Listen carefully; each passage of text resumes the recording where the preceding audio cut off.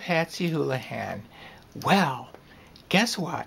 Everybody's talking about Big Bird. Big Bird, Big Bird. Everybody's worried about Big Bird losing his job. Well, you know, he's getting a little bit of money from the government, and he's getting a lot of donations, too.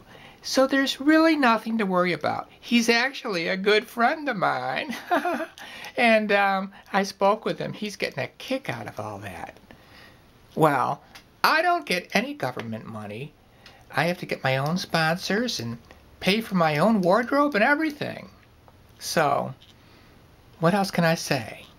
Everybody's talking about Big Bird, Big Bird. Everybody's talking about him. Everybody's talking about Big Bird, Big Bird. Blah, blah, blah, blah, blah. Hello! You forgot something, Patsy. Oh, and don't forget, the second season of the Patsy Hoolahan Show will be coming soon. It really will. She's as funny as Lucy and she's in the know. She's as smart as Phil and always on the go. It's the